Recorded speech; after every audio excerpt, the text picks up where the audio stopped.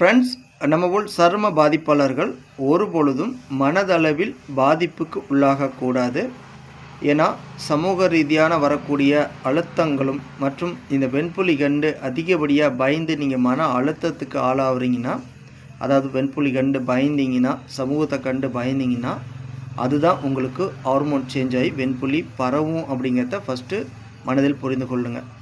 அதே போல் மற்ற நண்பர்களுக்கெல்லாம் இந்தமாரி பிரச்சனை இல்லையே, அவங்களாம் ஹாப்பியாக வாழ்கிறாங்களே, பிடிச்சதை சாப்பிட்றாங்களே அப்படின்னு நம்ம தவறுதலாக நினச்சிட்ருக்கோங்க. ஆனால் அவங்களுடைய மன அளவில் நம்ம சிந்திக்கும் பொழுது தான் தெரியும், பிரச்சனை இல்லாத மனிதரே கிடையாதுன்னு சொல்லி.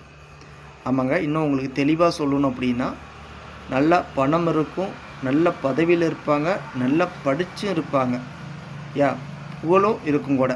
எத்தனையோ சினிமா நட்சத்திரங்களை கூட நீங்கள் உதாரணத்துக்கு எடுத்துக்கலாம். ஆனால் பார்த்தீங்கன்னா திடீர்னு அவங்க சூசைட் அட்டன் பண்ணி இறந்துருவாங்க. அப்போ நம்ம இந்த இடத்துல யோசிக்கலாம்ல, அவங்களுக்கு என்ன குறைச்சல், என்ன குறைபாடு, நல்லா தானே வாழ்க்கை போயிட்டு இருந்துச்சு, திடீர்னு இப்படி ஆயிட்டாங்களே அப்படின்னு நம்ம பேசுவோங்கள்ல. ஆனால் அவங்களுடைய மன ரீதியாக போய் பார்க்கும்போது தான் தெரியும், அந்த மன அழுத்தம் தான் அவங்கள இந்தளவு கொண்டு போய் அவங்க பாதியிலே லைஃப்பை இழந்திருப்பாங்க.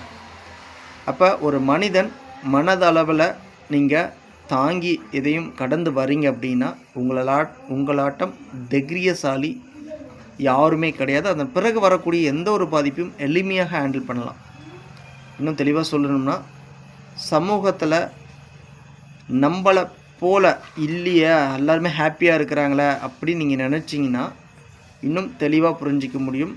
மாற்றுத்திறனாளிகள், கண் பார்வை இழந்த சகோதர சகோதரிகள் தான் அழகையும் பார்க்காம உலகத்தின் அழகையும் ரசிக்காமல் எதிர்த்து ஃபைட் பண்ணி அவங்களுக்கு கிடைத்த வாழ்க்கையை நல்லபடியாக தான் வாழ்ந்துட்டுருக்காங்க. இதை நினச்சி ஃபீல் பண்ணுறது கிடையாது. அதே போல் தான் திருநங்கை திருநம்பைகள், அவங்களும் சமூக ரீதியான அழுத்தங்களும் மன ரீதியான அழுத்தங்களும் அவங்க மேற்கொண்டு இயற்கைக்கு புறம்பாக பல துன்பங்களை அனுபவிச்சிட்ருக்கிறாங்க. ஓகேங்களா? அதாவது அவங்களுடைய சமூக தாக்கங்கள் அந்த இளம் வயதில் என்ஜாய் பண்ணக்கூடிய அந்த காலகட்டத்திலேருந்து அவங்க ஃபேமிலி காரணமாகவோ அல்லது ஃப்ரெண்ட்ஸ் காரணமாகவோ அல்லது பொதுமக்கள் காரணமாகவோ அவங்களுக்கு பெரிய அளவுக்கு சப்போர்ட் இருக்குதான்னு பார்த்திங்கன்னா கிடையாதுங்க. ஒரு திருநங்கை திருநம்பைக்கு இப்போ அவங்கெல்லாம் நம்ம கம்பேர் பண்ணும்போது அவங்க எப்படி எதிர்த்து ஃபைட் பண்ணி இன்றைக்கி எத்தனையோ ஒரு திருநங்கை டாக்டர்ஸ் அண்ட் வக்கீல்ஸ் எவ்வளோ சாதனை பண்ணியிருக்கிறாங்க. ஒரு சிலர் தவறுகள் செய்கிறாங்க. அதுமாரி தான் இதில் ஒரு தெளிவான ஒரு புரிதலில் நம்ம கடந்து வரணும் அப்படின்னா அது ஒவ்வொன்றும் நீங்கள் புரிந்து நடந்து கொள்வது தான். யாருக்கு பிரச்சனை இல்லைங்கிறத முதல்ல புரிஞ்சுக்கணும். அந்த பிரச்சனையிலேருந்து எப்படி மீளணுங்கிறதுக்கான ஒரு வாய்ப்பை நம்ம உருவாக்கணும். அந்த பிரச்சனையை கண்டே நம்ம ஃபீல் பட்டு நம்ம துவண்டு அதுக்கான எந்த ஒரு ஸ்டெப் எடுக்காமல் இருக்கிறது அது நம்மளுடைய தவறு தான் அப்படிங்கிறது பல பேருக்கு தெரியாது. உங்களோட விடாமுயற்சி இருந்தால் எதையுமே வெற்றி காணலாங்கிறது எத்தனையோ பேர் முன்னுதாரணமாக வாழ்ந்து காமிச்சிருக்காங்க. கொடிய நோயான கேன்சர்லேருந்து மீண்டு வந்தவங்களும் இருக்கிறாங்க. அதே போல் அவ்வளோதான் வாழ்க்கையை முடிஞ்சிருச்சு அப்படிங்கக்கூடிய தொழில் ரீதியான தொழில் அழுத்தங்கள் நஷ்டங்கள் எல்லாமே ஏற்பட்டு மீண்டும் விழுந்த இடத்துலேருந்து எந்திரிச்சிங்களும் உண்டு. அப்போ மன திடம் இல்லைன்னா நம்ம எதையுமே சாதிக்க முடியாது. இன்றைக்கி எனக்கு இந்த அளவுக்கு நம்ம உங்கள்கிட்ட ஒரு தகவலை பகிர்ந்துக்கிறேங்கன்னா அது காரணம் என்னுடைய மனதிடம் தான். நானும் ஒரு கிராமத்தில் இருக்கிறேன். இந்த வெண்புலினால் மன ரீதியாகவும் பாதிக்கப்பட்டிருக்கேன். உடல் ரீதியாகவும் மருத்துவ ரீதியாக தவறான மருத்துவங்கள் எடுத்து பல லட்சங்கள் பக்க விளைவுக்கு ஆளாயிருக்கிறேன். அதுலேருந்து மீள்றதுக்காக தான் இயற்கை சார்ந்த தற்சார்பு வாழ்க்கை முறைக்கு நம்ம ட்ராவல் ஆகும்போது எனக்கு வெண்புலிங்கிறது என்னுடைய வாழ்வியலில் கிடைச்ச ஒரு அதிர்ஷ்டம். இது எனக்கு அவமானம் கிடையாது, என்னுடைய அடையாளமாக என்னுடைய அதிர்ஷ்ட புள்ளியாக நான் இன்றைக்கி பார்க்க ஆரம்பிச்சிருக்கிறேன். ஏன்னா மற்றவர்கள் விட நான் ஒரு யூனிக்காக தெரிகிறேன். மற்றவங்க இன்றைக்கி எவ்வளோ கெடுதலை நோக்கி வாழ்ந்துட்டு போயிட்டுருக்குறாங்க, அவங்களுக்கு கிடைச்ச அந்த ஒரு லைஃப்பை எப்படி வீணடிச்சிட்ருக்குறாங்க. இன்றைக்கி எத்தனையோ பேர் சோசியல் மீடியா தவறாக பயன்படுத்துகிறாங்க. எத்தனையோ உணவுகளுக்கு அடிக்ட் ஆகி நல்ல உணவுகளை மறந்து ஒரே உணவுகளை சாப்பிட்டுட்ருக்காங்க. நம்மளுடைய இயற்கையுடைய தப்ப வெப்பம் அனைத்துமே கால சூழ்நிலைக்கு ஏற்ப நமக்கான உணவு முறைகளை மாற்றி கட்டமைச்சு கொடுத்துருக்கு. அது விலங்குகளுக்காகட்டும், குருவிகளுக்காகட்டும், பறவைகளுக்காகட்டும், பூச்சிகளாகட்டும், ஏன் நம்ம மனிதர்களுக்காகட்டும். ஆனால் மனிதரை தவிர்த்து மற்ற ஜீவன்ஸ் அனைத்துமே பார்த்திங்கன்னா அந்தந்த காலத்துக்கு ஏற்ப அந்த மாதத்துக்கு ஏற்ப தப்ப வெப்பத்துக்கு தகுந்த மாரி உணவுகளை சாப்பிடுது. ஆனால் நம்ம தான் பிடிச்சா ஒரேமாரி சிக்கன், பிடிச்சா ஒரேமாரி ஃபாஸ்ட்ஃபுட், பிடிச்சா ஒரேமாரி புரோட்டா, அதுவும் காலையில் சாப்பிட்றத நைட்டு சாப்பிட்டுட்டு இருக்கிறேங்க. அதுவும் நேரத்தில் தூங்குறத டிலேவாக தூங்குறேங்க. அப்போ ஃபுட் பாய்சன் ஆகிட்டே இருக்குது. ஃபுட் பாய்சனாக டெத் ஆகுனா தான் ஃபுட் பாய்சன் இல்லை. One by one food poison ஆக ஸ்கின் அலர்ஜி, ஹேர் அலர்ஜி, கண் அலர்ஜி, ஓகேங்களா. உடலில் இன்னும் பல ஆர்கன்ஸ் வந்து பார்த்திங்கன்னா அதோடைய தன்மை இழந்துட்டுருக்குது. காரணம் wrong food, wrong life style. இது எல்லாமே வந்து நமக்கு இந்த வெண்புலி வந்து நல்ல ஒரு இயற்கை சார்ந்த வாழ்வியல் எனக்கு கற்றுக் கொடுத்துருக்குது. அதேமாரி என்னுடைய திறமையை, அதாவது யாருக்கும் கண்டு பயந்து யாரையும் சார்ந்து வாழக்கூடாது. ஒருத்தர்கிட்ட கற்றுக்கிறது வேறு, அவங்ககிட்டயே அடிமையாக வாழ்கிறது வேறு. ஓகேங்களா. கற்றுக்கிறங்கிறது அவங்களும் ஒரு குருநாதர் அடிப்படையில் நமக்கு கற்றுக் கொடுப்பாங்க. அதன் பிறகு கற்றுக்கிட்டு வளர்ந்து வந்துடுவோங்க. இதுதான் வந்து காக்கா, குருவி, மிருகங்கள்கிட்ட நீங்கள் பார்க்கலாம். தாய் தந்தையிட்டேருந்து கூட ஒரு ஒரு குறிப்பிட்ட காலம் வரைக்கும் தான், அது கற்றுக்கிற வரைக்கும் தான் இருக்கும். அதன் பிறகு தனியாக ஒரு வேட்டை, தனியாக ஒரு தேடுதல், இதுக்கு சார்ந்து அவங்க வந்து முன்னேறிட்டாங்கன்னா அந்த விலங்குகள், பறவைகள்லாம் தாயை விட்டு பிரிஞ்சு போயிடும், தனித்து வாழ பழகும். ஆனால் இன்றைக்கி அப்படி கிடையாது. நம்ம வந்து ஒருத்தர் சார்ந்து தான் வாழ்ந்துட்டுருக்கோங்க லைஃப் லாங்குமே. அதாவது ஒருத்தர் சாப்பிட்றாங்களா, அந்த உணவை பார்த்து நம்மளும் சாப்பிட்றோங்க. ஒரு ஆடு பார்க்குறாங்களா, அதை பார்த்துட்டு நம்ம கண்ணு குளிர்ச்சி சின்ன பிள்ளைங்கள வந்து இன்றைக்கி நம்ம வந்து அடுத்தவங்களுடைய லைஃபுக்கு வந்து நம்ம பிள்ளைகளை கொண்டு போய் அடமானம் வைக்கிறோங்க. நம்ம முன்னோர்கள் சமைச்சு வீட்டிலேயே வந்து கொடுத்த பல தின்பண்டங்களை வந்து நம்ம இன்றைக்கி இழந்துட்டுருக்கோங்கிறது பல பேர்த்துக்கு தெரியாமல் இருக்குது.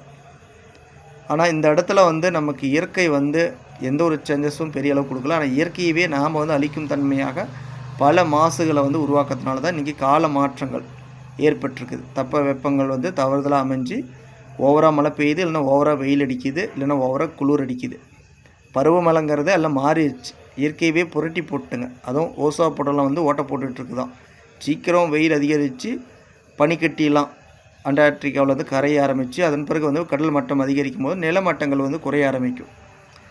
அப்போ இனி வரக்கூடிய காலங்களில் நம்ம வந்து மீட் எடுக்கணும் அப்படின்னா நம்ம ஒவ்வொருத்தருக்கும் இதுமாதிரி நம்ம சொல்லிகிட்டு இருக்க முடியாது. ஆனால் ஒவ்வொருத்தருக்கும் ஒரு வியாதிகளோ ஒரு தாக்கங்கள் வரும்போது அதை சார்ந்து தான் வந்து ஒரு புத்தி வருது. ஆனால் நமக்கு தெரிஞ்ச தகவலை நம்மளுடைய முன்னோர்கள் எப்படி நமக்கு கற்றுக் கொடுத்தாங்களோ அதுமாரி நம்மளுடைய சந்ததிகளுக்கு வரக்கூடிய காலகட்டத்தில்னாச்சும் இயற்கைனா என்ன, இயற்கை எப்படி நேசிக்கணும், இயற்கையோட எப்படி ஒன்றிணைஞ்சு வாழணும், இயற்கைங்கிறது தான் நீங்கள், இயற்கை இல்லைன்னா நீங்கள் இல்லை, சும்மா மொபைல், சும்மா உங்களுக்கு பிடிச்ச டேஸ்ட்டான உணவுகள் சார்ந்தே போயிட்டு இருந்தாங்கன்னா இயற்கை வந்து உங்களுடைய உடலுக்காக நோய்கள் வராமல் தடுக்கிறதுக்கு பல உணவு முறைகளை வந்து உணவே மருந்துக்கூடிய வகையில் நம்ம கொடுத்து வச்சுட்டு போயிட்டாங்க. அதை பல சித்தர்களும் உறுதி பண்ணியிருக்கிறாங்க. ஆனால் இன்றைக்கி முழுக்க ஆங்கில மருத்துவத்துடைய மோகத்தினாலையும் அதேமாரி இன்டர்நெட் கனெக்ஷன்னாலையும் ஃபுல்லாக ஃப்ரெண்ட்ஸ் அண்ட் ஃபேமிலி இழந்துருக்குறங்க. நேச்சுரல் லைஃப் ஸ்டைலை வந்து விட்டுட்டு முழுக்க அடிக்ட் ஆகிட்டுருக்குங்க. இப்போ நானுமே சோசியல் மீடியாவில் வந்து இன்றைக்கி இவ்வளோ பேருக்கு வந்து நம்ம வந்து தகவல் சொல்கிறோன்னா காரணம் சோசியல் மீடியாவை அதிக பேர் பயன்படுத்திங்க. அதில் வந்து பட்டவங்க புத்தி வரும்பாங்க. அதனால் ஒரு சிலர் பார்ப்பீங்க, அதிக பேர் பார்க்கறதுக்கு வாய்ப்பு இல்லை. மேபி ஷேர் பண்ணுங்கள். அண்டு உங்களுக்கு தெரிஞ்ச தகவலாக மற்றவங்களுக்கு சொல்லுங்கள். அவங்களுக்கு வந்து அது சொன்னாலும் இந்த காலில் வாங்கி அதனால் விடுவாங்க கூட தான். ஆனால் அவங்க ஆபத்துலன்னு மாட்டும் போது உடனடியாக அதுக்கான ஒரு புரிதல் எங்களுக்கு கிடைக்கும். அதன் பிறகு அவங்க வந்து அதிலேருந்து மீட்டுறதுக்கான ஒரு வாய்ப்பாக பயன்படுத்திக்குவாங்க. ஏன்னா நம்மளாம் வந்து அனுபவப்பட்டவங்க. எனக்கு இந்த ஒயிட் பேட்சஸ் வந்து எளிமையாக குணமாக்கக்கூடிய அந்த இளம் வயதை இதுமாரி நம்ம கற்றுத்தரத்துக்கு யாரும் இல்லை. இருந்திருந்தால் 100% நான் அப்பயே குணமாக்கியிருப்பேன். பல லட்சங்கள் நான் இழந்திருக்க மாட்டேன். அதே போல் அதுக்கும் நான் நினச்சி நான் வருத்தப்படல. ஏன்னா இன்றைக்கி பல லட்சம் மக்களை நான் வந்து ஒரு உறவுகளை சம்பாதிச்சிருக்கிறேன். ஒரு பணங்காசு இழந்திருந்தாலும் உறவுகளை சம்பாதிச்சிருக்கிறேன். உலகம் முழுசும் நம்மளுடைய காணொலியை பார்க்குறாங்க. உலகம் முழுசும் இருந்து நம்மளை தொடர்பு கொள்கிறாங்க. எங்கே போனாலும் எனக்கான ஒரு அன்பும் ஆதரவும் அந்தந்த மாவட்டம், மாநிலம், நாடுகள் ரிலேட்டடாகவும் நமக்கு வந்து கிடைக்கக்கூடுது. அதனால் வந்து நமக்கு வந்து இது ஒரு வரமாக நான் பார்க்குறேன், சாபமாக பார்க்கல. ஆனால் மற்றவங்க அப்படியே வந்து கருத முடியாது. அந்த உங்களுடைய மனவலி என்னங்கிறதும் எனக்கு தெரியுது. ஆனால் மிகப்பெரிய ஒரு கொடிய நோய்கள் வராமல் நமக்கு இப்படி சிம்பிளாக வந்து லைஃப்பில் வந்து பரவாயில்ல அப்படின்னு நினச்சி மனசு தேத்திக்குங்க. ஏன்னா உங்களுக்கு இருக்கக்கூடிய லாபம் நஷ்டத்தில் அதை புரிந்து கொண்டு வாழ பழகினா இனிமையாக இருக்கிற லைஃப்லாம். அதான் சொல்கிறேன், உங்களுடைய மன திடனை இழந்துட்டிங்கன்னா எவ்வளோ பணங்காசு இருந்தாலும் நிம்மதி இல்லைன்னா வாழ முடியாது.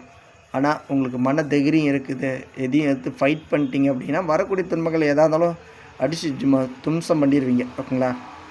அதுபோல் தான் கிண்டல், கேலி, ஒரு டிஃப்ரெண்ட்டான ஒரு பார்வை, அதுமாரி பல பொருளாதார பிரச்சனைகள், ஓகேங்களா, சொந்த பந்தத்தினால் ஏற்படக்கூடிய மன கசப்புகள் அனைத்தையும் கடந்து வந்து தான் நம்ம இன்றைக்கி உங்கள்கிட்ட முன்னாடி நின்று நல்ல ஒரு தகவல்களை பகிர்ந்துக்கிறாங்க. இன்னும் மேலும் போக பல தகவல்கள் நம்ம கற்றுக்க போகிறோங்க. இயற்கை சார்ந்த தற்சார்பு வாழ்க்கை முறைக்கு என்னால் முடிஞ்ச உதவிகள் நான் செய்கிறேன். கேட்டுட்டு ட்ரை பண்ணுங்கள். கேட்காதீங்க.